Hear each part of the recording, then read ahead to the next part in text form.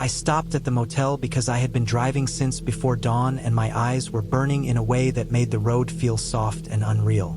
The place sat a mile off the interstate, a low concrete strip with faded numbers and a buzzing vacancy sign missing half its letters. It was early evening, late fall, cold enough that the air smelled like wet leaves and diesel. I did not want anything memorable. I wanted a bed, a shower, and sleep. The parking lot had cracks filled with weeds. Several rooms were dark. A single pickup truck was parked 2 doors down from mine. I noticed it because it had no plates on the front, only a bent bracket.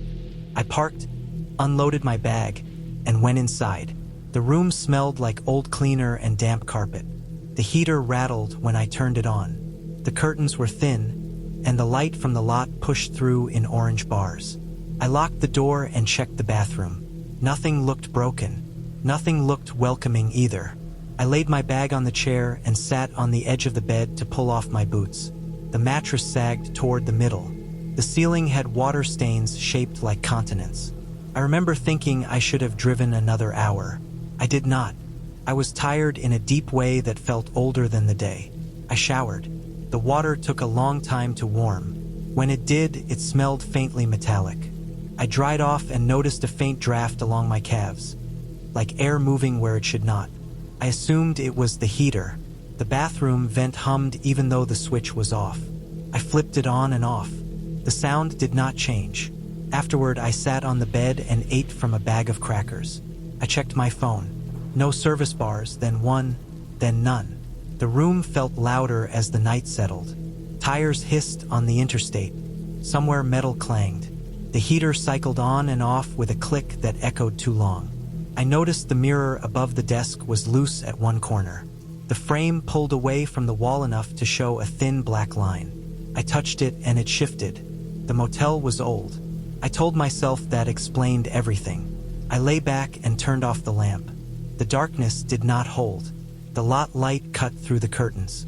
The heater kicked on again. I closed my eyes and felt watched in a vague way that did not attach to any thought. That feeling passed, then returned sharper. My eyes opened. Nothing had changed. I rolled onto my side and tried to sleep. Sometime later, I woke because the bed vibrated. Not a shake, just a tremor that stopped when I held my breath. I lay still. The vent hummed again. The draft brushed my ankles. I reached down and pulled the blanket tighter. The air under the bed felt cooler than the rest of the room. I got up and turned on the lamp. The light showed dust and worn edges. I crouched and looked under the bed. The frame blocked most of the view. I saw a scatter of debris and a flattened bottle cap. Nothing else. I sat back down and noticed the mirror had shifted more. The gap was wider now. I stood and pressed it back. The wall behind felt soft. I pushed again and the mirror slid to the side with almost no resistance. Behind it was a rough hole cut through the drywall, edges jagged, studs exposed. Beyond that was darkness and a smell like old insulation and something sour. I stepped back fast enough to hit the chair. My first thought was maintenance. My second was theft. I stood there breathing and listening. The vent hummed. I did not hear footsteps. I did not hear anything human. I put the mirror back, though it no longer sat flush. I grabbed my phone and tried to get a signal. Nothing. I considered leaving.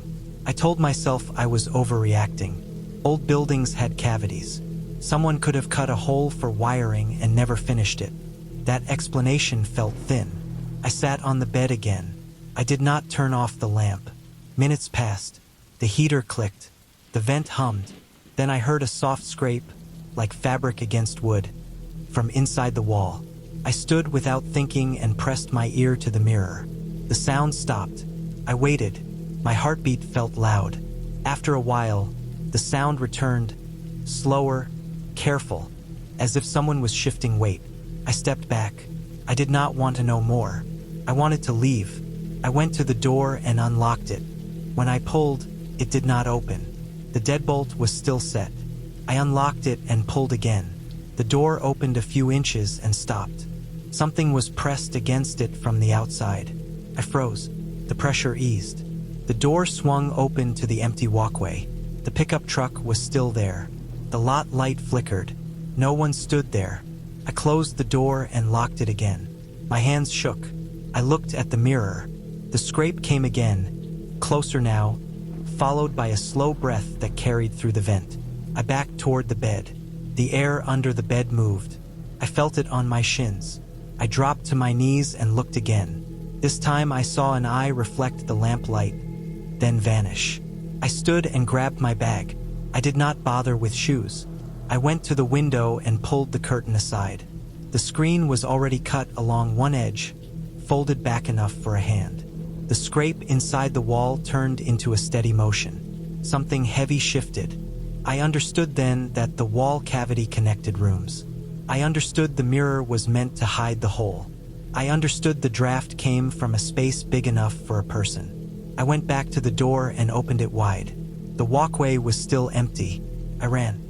I did not stop until I reached the highway shoulder under the glow of a gas station sign. My feet burned. I leaned against a pole and breathed.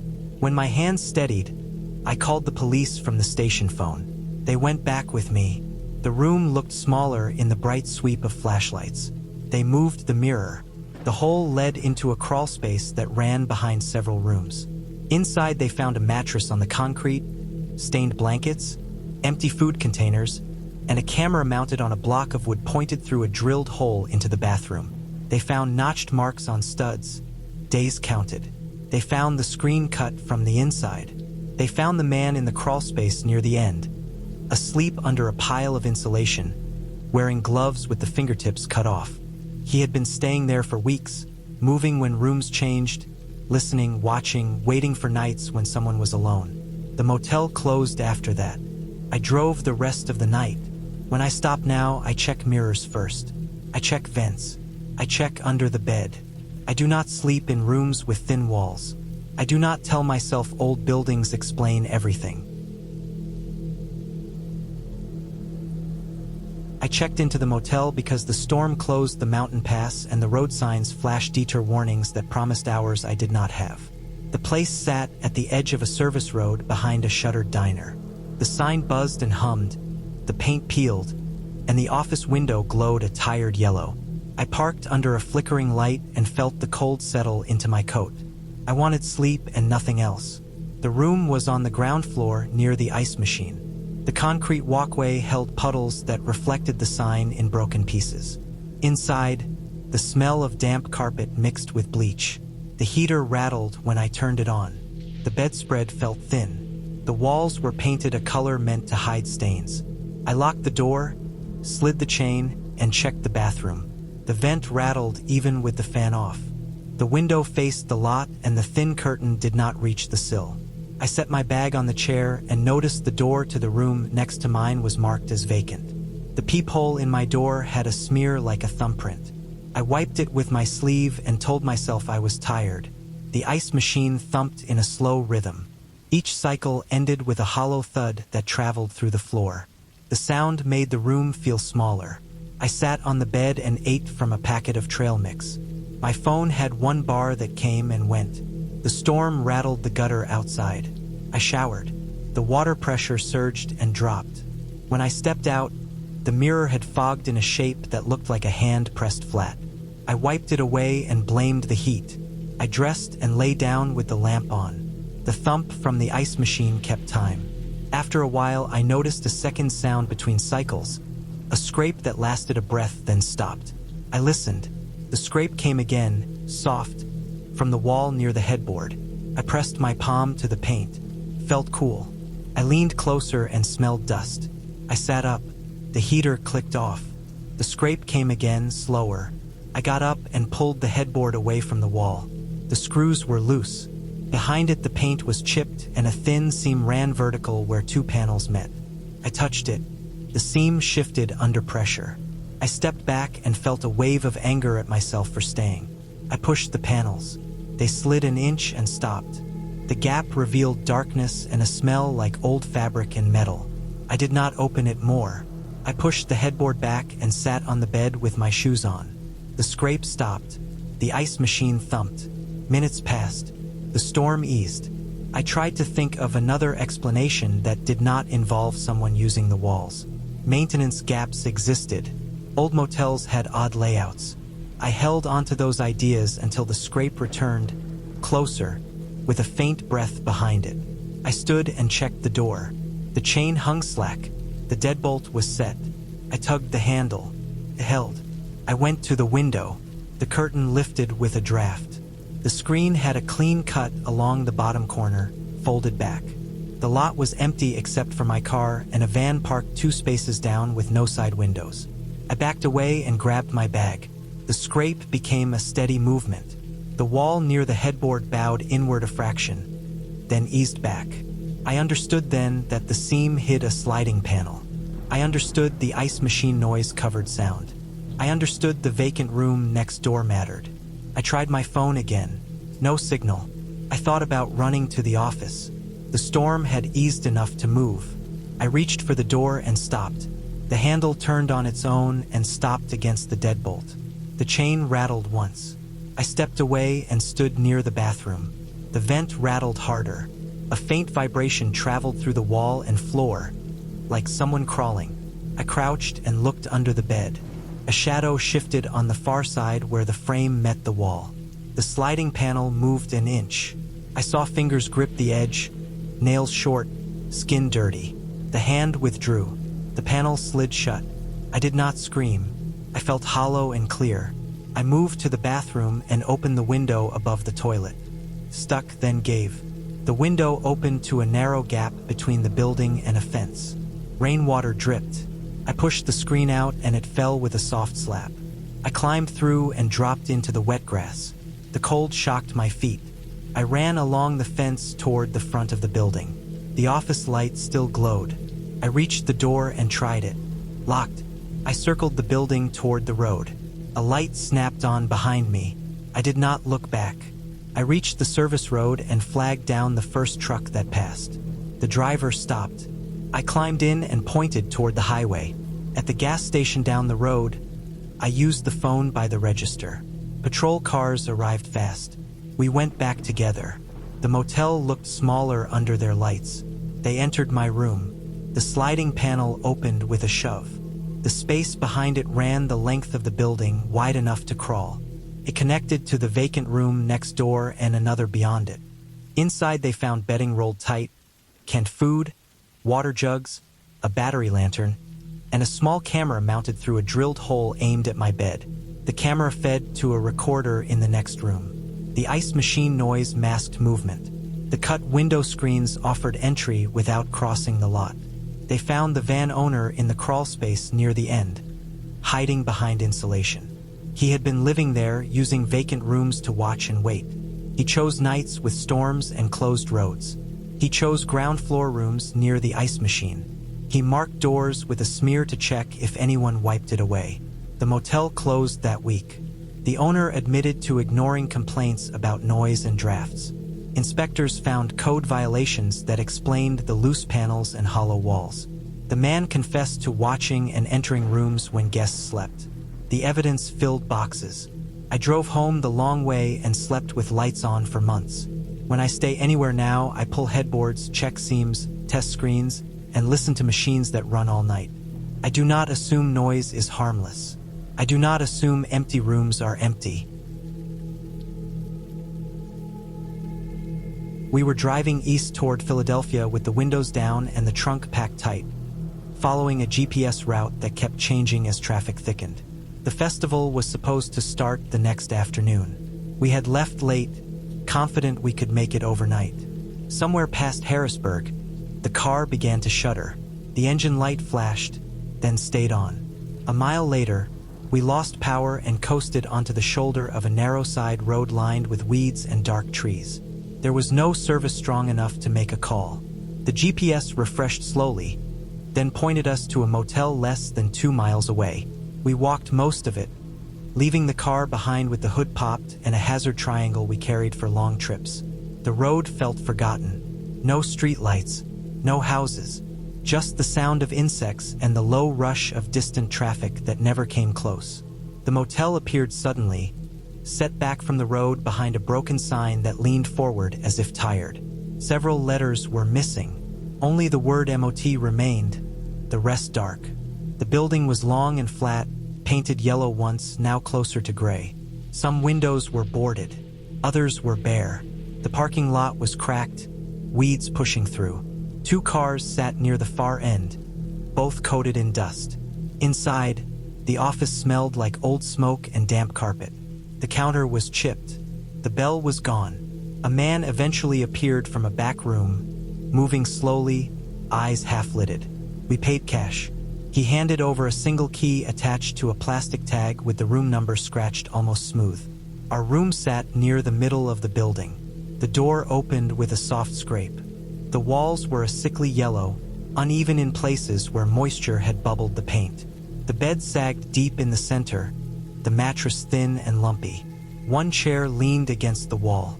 The air felt stale, like it had not been fully aired out in years. We spread our bags along the wall and sat on the bed, checking phones, waiting for signals that never came. Outside, the parking lot lights buzzed and flickered, casting long shadows that stretched under the doors and pulled back again. The room never fully settled. Pipes knocked somewhere in the walls. The building creaked when the wind picked up. Around midnight, a light knock touched the door. It was soft, careful, almost polite. We all froze. Before anyone moved, footsteps retreated down the walkway. They did not rush. They did not hesitate. When the door was opened, the walkway stood empty. The lot was still. No doors closed. No engines turned over. The only sound was the buzzing light. We locked the door and pushed the chair against it, more for comfort than effect. The room felt smaller after that. The air pressed in. The yellow walls looked darker. We sat without speaking, listening. Not long after, the bathroom sink began to drip. It was not steady. 1 drop, then a pause. 2 drops close together. Another pause. The rhythm shifted, uneven but deliberate, enough to pull attention back to it every time it stopped. One of us checked the faucet. The handles were tight. The bowl was dry except for the single bead forming at the spout, swelling, then falling. The drip continued after the light was turned off. Sleep never came. We lay on top of the covers, fully dressed, eyes fixed on the ceiling where a faint water stain spread like a map. Sometime after 2, movement caught my eye near the floor. Shadows slid under the door of the room next to ours, long and thin, crossing left to right, then back again. They did not match the flicker of the parking lot lights. They moved against it, steady and slow. We waited. The shadows stopped. The hallway fell quiet again. After several minutes, we stepped out together, staying close to the wall. The door to the next room was ajar. Inside, the space was bare. No bed, no dresser, no lamp, just stained carpet and walls stripped down to the studs in places. Dust coated the floor, except for a clear path worn between the door and the far wall. The bathroom held nothing but exposed pipes. The window was missing its glass, covered instead by a sheet of plastic tacked in place from the inside. We backed out and returned to our room, locking the door again. The dripping in our bathroom grew louder, the rhythm faster now, then stopping completely. The silence that followed felt heavier than the noise. Near dawn, I noticed marks along the hallway wall outside our door. Long scratches, some shallow, some deep, cut into the paint and wood beneath. They ran at shoulder height and lower, clustered near doors, trailing off toward the empty room. They looked old, layered over each other, but a few were fresh, the edges lighter where the paint had been recently torn. When the sky finally began to pale, we gathered our things without discussion. The car was still dead when we reached it. While one of us flagged down a passing truck for help, I looked back at the motel. In daylight, it looked worse. The yellow paint peeled in sheets. The roofline sagged.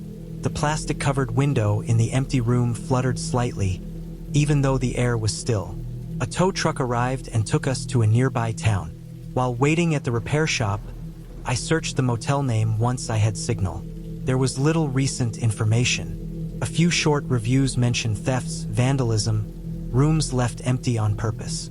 One post described someone living inside the building, moving through gutted rooms and maintenance spaces, knocking on doors late at night to see which ones were occupied, which ones were not. The dripping water was blamed on damaged pipes that someone used to mask their movement. turning valves on and off to create patterns that distracted guests. The scratches were explained too. The walls had been damaged during repeated attempts to force open locked rooms from the inside, using tools dragged along the surface when locks did not give.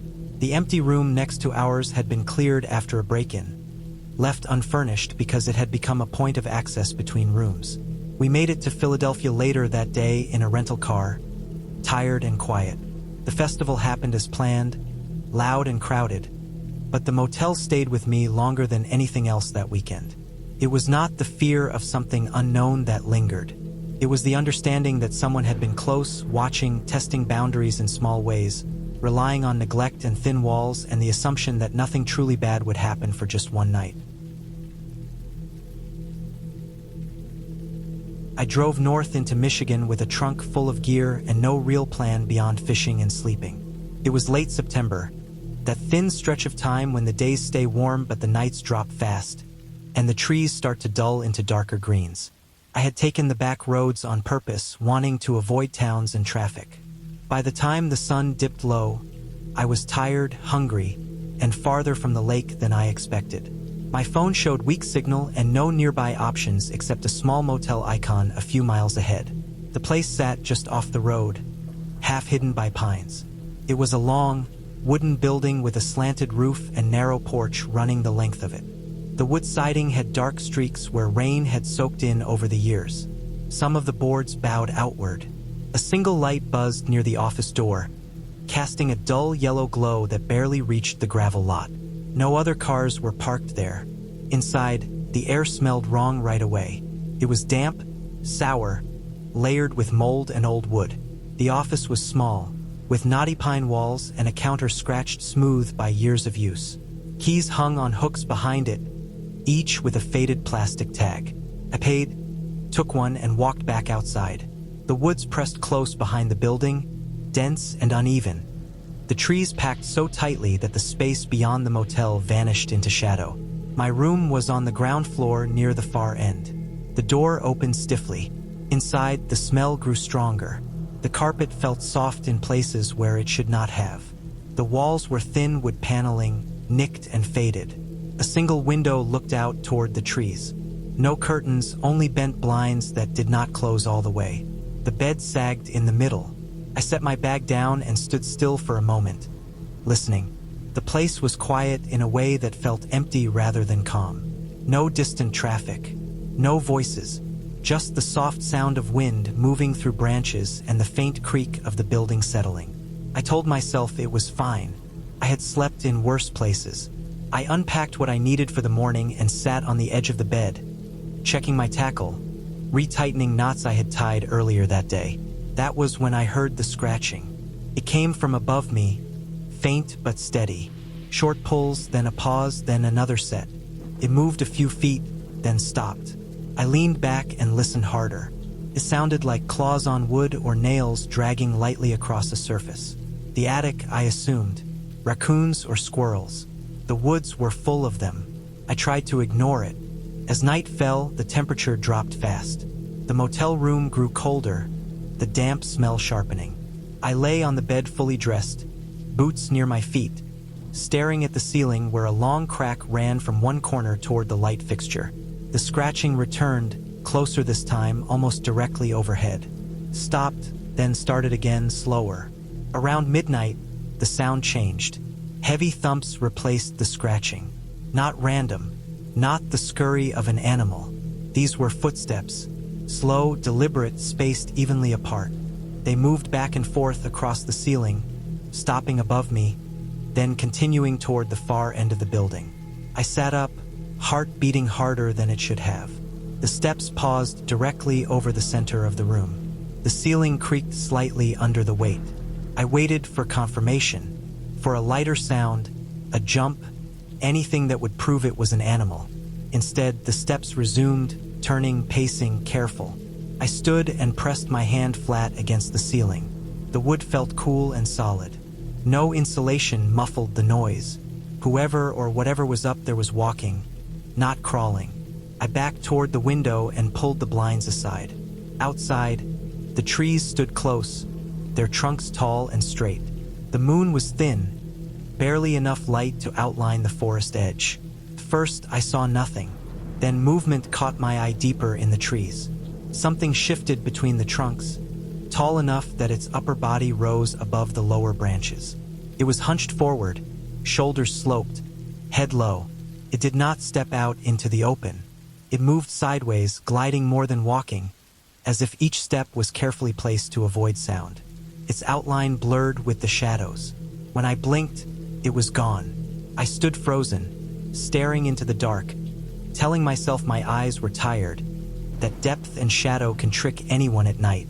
I forced myself to breathe slowly. I stepped away from the window and listened again. The footsteps above me stopped. Minutes passed. I did not move. Then the scratching returned, closer to the wall, followed by a dull thud as if something had dropped or shifted weight. Dust drifted down from the ceiling crack. I grabbed my keys and phone, debating leaving right then, but the thought of walking to my car and fumbling in the dark stopped me. I locked the door and pushed the small dresser against it, not because it would help much, but because doing something felt better than standing still. The sounds continued off and on through the night, sometimes above me, sometimes farther down the building.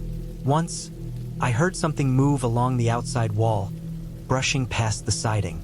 The blinds rattled slightly as if touched. I did not look again.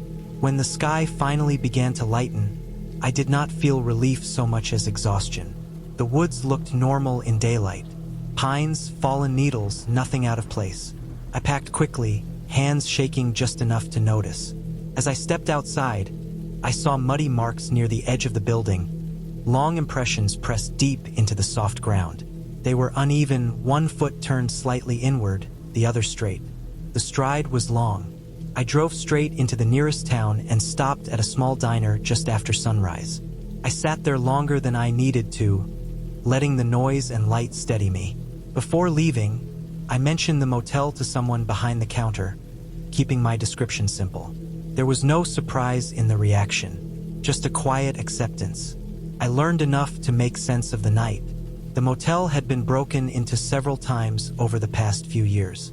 Rooms entered from the attic crawl space, food stolen, gear taken. Once, a guest had woken to find muddy footprints on the ceiling panel above their bed.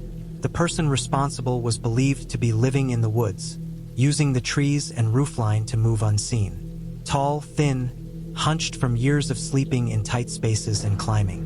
The gliding movement I saw was careful footing on uneven forest ground. The pacing above me was someone listening, waiting, deciding. I left town and did not go back to the lake.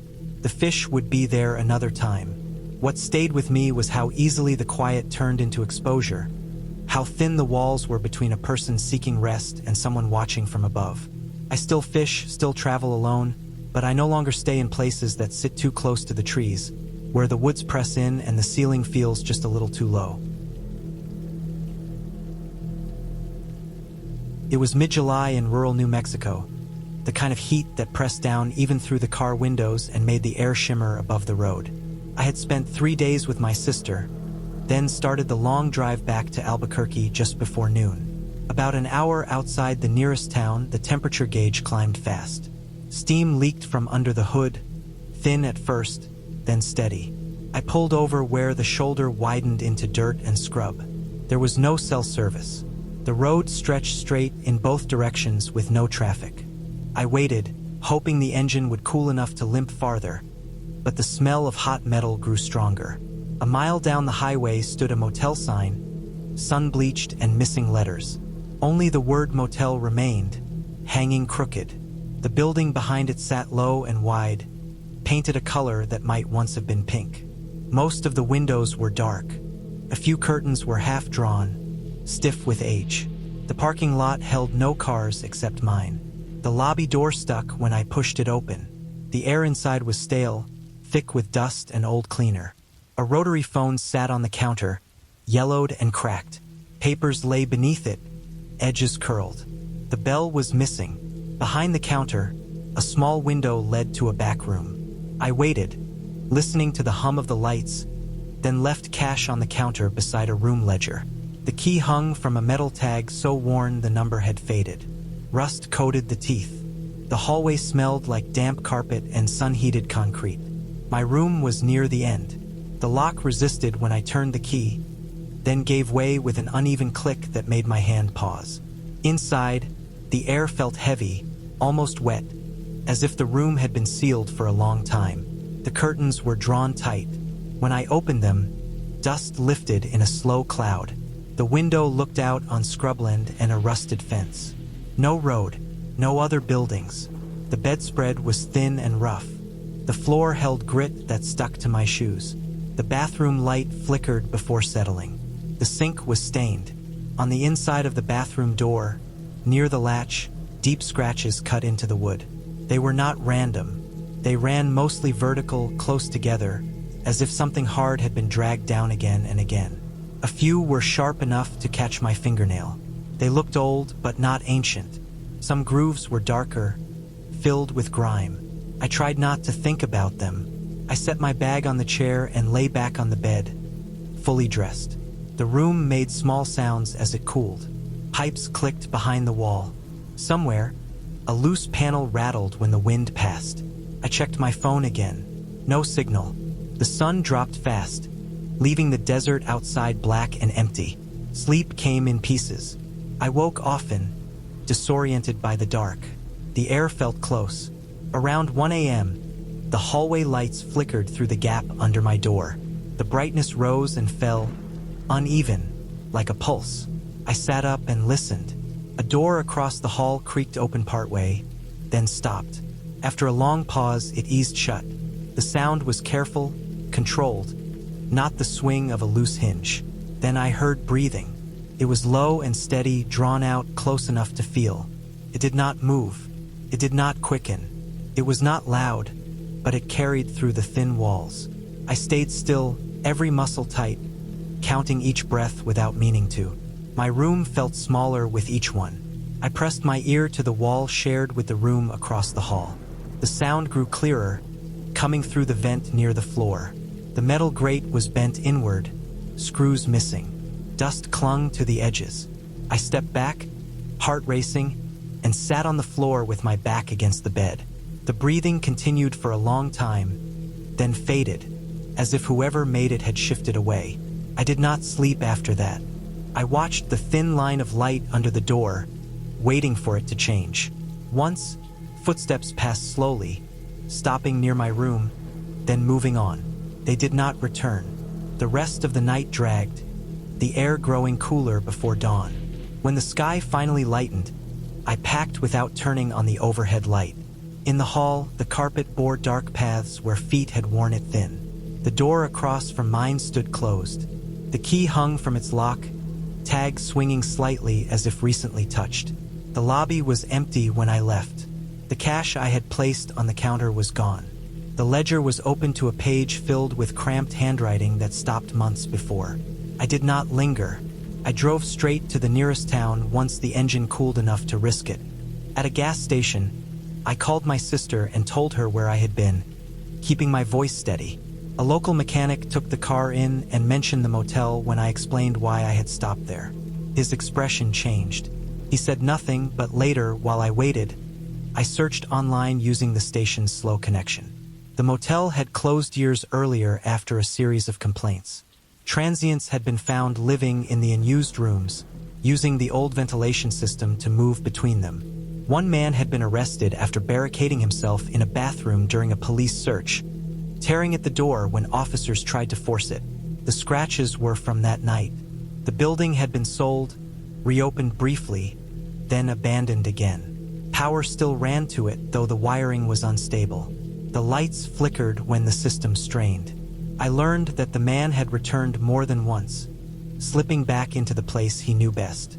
He used the vents to watch and listen, choosing rooms near the end of the hall where guests felt most isolated. The breathing I heard had traveled through the ductwork, carried by the still night air.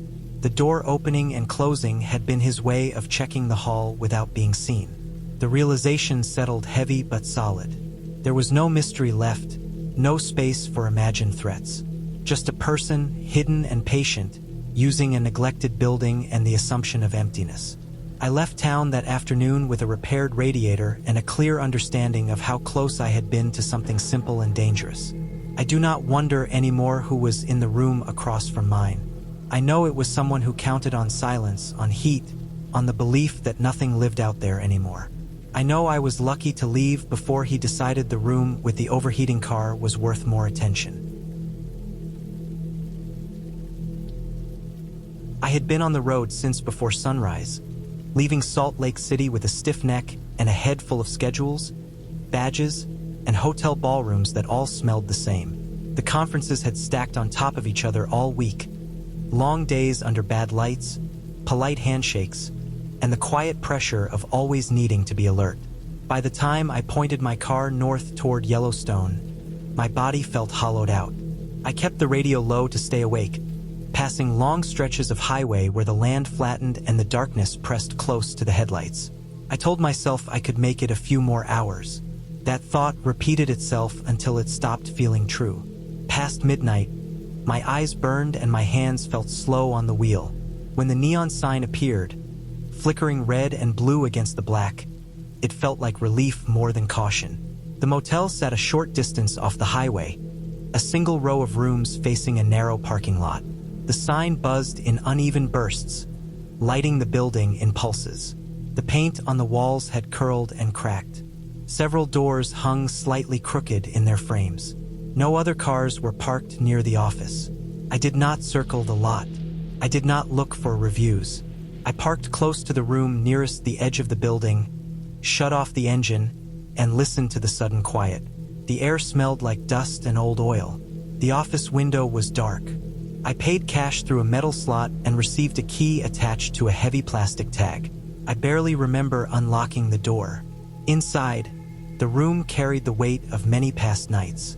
Mildew sat under a thin layer of cleaner. Cigarette smoke lingered in the walls. The carpet grabbed at my shoes, tacky near the bed where something had spilled long ago. The comforter was thin and stiff. The sheets held faint brown marks that looked washed but not erased. I stood there for a moment, debating whether to sleep in my clothes. Fatigue decided for me.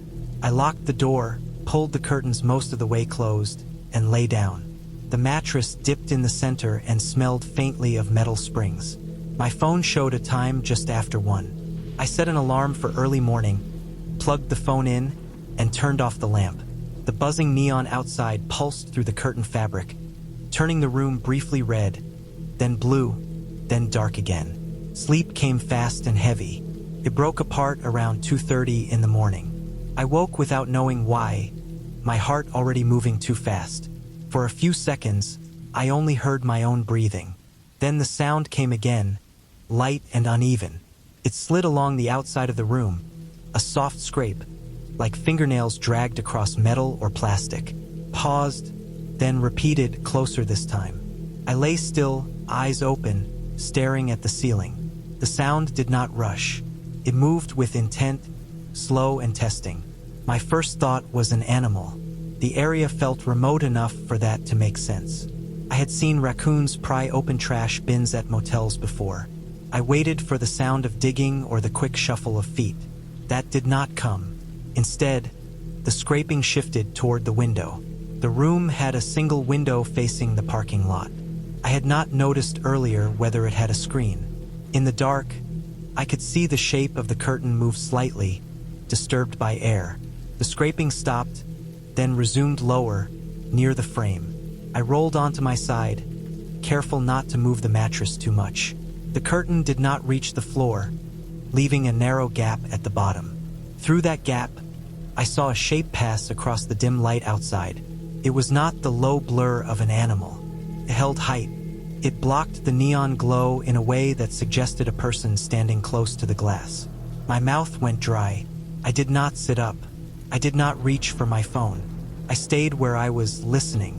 The scraping continued, now slow and deliberate, tracing along the metal edge beneath the window. Each pass ended with a faint tap, like someone testing resistance. The shadow shifted again. It moved back and forth once, then stopped. I felt the weight of being observed. The room seemed smaller, the air thicker. The buzzing neon light outside flickered through the curtain, casting the shadow in fragments.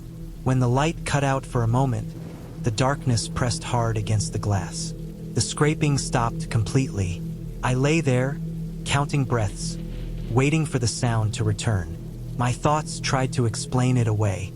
Someone lost, someone checking rooms, someone thinking the place was empty. None of those thoughts made my pulse slow. After a long stretch of silence, the shadow moved again. It drew back from the window, stretching taller as it went. The light flickered, and for a brief second I saw the outline of shoulders and a head. Then it slipped away toward the far end of the building. I did not sleep again. I stayed on the bed with my shoes on, the lights off, listening to every shift of the building. Pipes ticked as they cooled. Wind pushed against the loose door frames down the row. Once, far off, an engine turned over and died. I checked the lock on the door without standing up, pressing my hand against it to feel the solid resistance. At some point, the sky began to change. The darkness thinned to gray. The neon sign buzzed and then went dark, either turned off or burned out. When the light outside became steady and natural, I finally stood. I pulled the curtain aside and looked out. The parking lot was empty except for my car. The ground was damp with dew. Nothing sat beneath the window. No trash, no footprints, no sign of an animal. I stepped outside, locking the door behind me. The air was cold and smelled clean in a way the room never had. I walked the length of the building, keeping close to the wall. Near my window, the metal trim along the base showed fresh marks. Thin lines ran along it, shallow but clear, like something hard had been dragged across the surface more than once. I followed the line of sight from the window to the lot. In the dirt near the edge of the pavement, a single set of tire tracks cut in from the road and curved toward my room. They stopped close to where I had parked, then turned sharply back toward the highway. The tracks were deep and clean, made after the dew had settled. The office remained dark. No one came out. No other doors opened. The place felt abandoned in the full light of morning. The shape of the night settled into something I could understand. Someone had driven in late, seen my car, and decided to test the room. The scraping was not random. It was a tool or a hand checking for a weak frame, seeing if the window would give. When the shadow saw movement inside, it had pulled back. The tracks showed no hesitation, only a quick turn and departure. I loaded my bag into the trunk with shaking hands. I did not go back inside the room. I left the key on the curb and drove away without looking in the mirror. The road opened ahead of me, empty and bright. As the miles passed, the tightness in my chest eased, replaced by a dull ache of what could have happened if sleep had held me longer. I thought about how close exhaustion had brought me to missing the signs. The memory that stayed with me was not fear but clarity. The scrape against metal, the shadow pausing at the glass, the certainty of being chosen because I was alone. I reached a larger town before stopping again. Daylight fully settled, people moving around gas pumps and cafes. The normal sounds felt loud and sharp. I did not tell anyone what had happened. I did not need to. I understood it well enough. Even now, when I pass old motels on empty stretches of road, I notice the spaces between cars, the angles of windows, the way light flickers at night. I know how thin the barrier can be between rest and danger. The image that returns is always the same. A dark shape outside a window, a quiet test of metal, a decision made in silence.